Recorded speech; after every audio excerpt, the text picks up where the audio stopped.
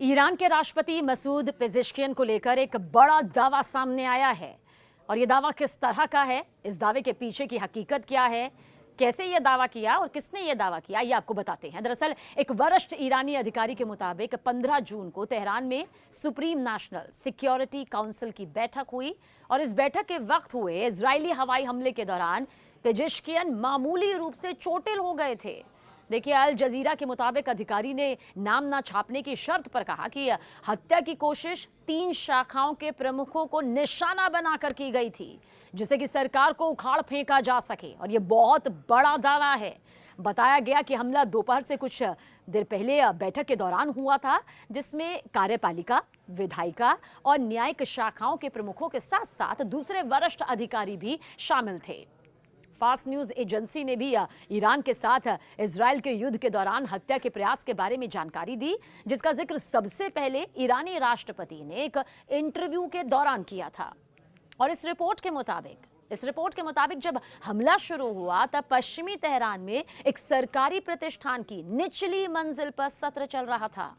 इमारत के प्रवेश और निकास के जो द्वार होते हैं उस पर 6 मिसाइलें दागी गईं।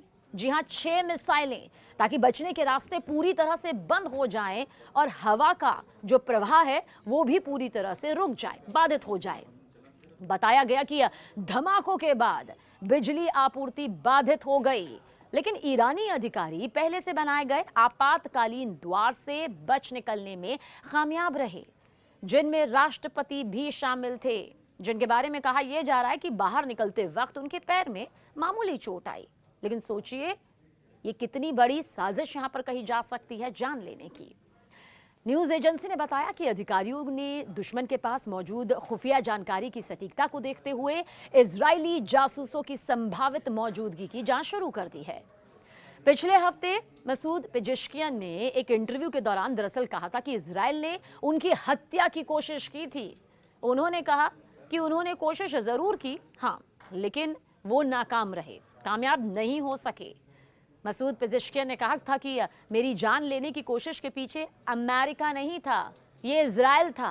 मैं एक मीटिंग में था, उन्होंने उस इलाके पर बमबारी करने की कोशिश की जहां हमारी ये बैठक चल रही थी, मीटिंग चल रही थी।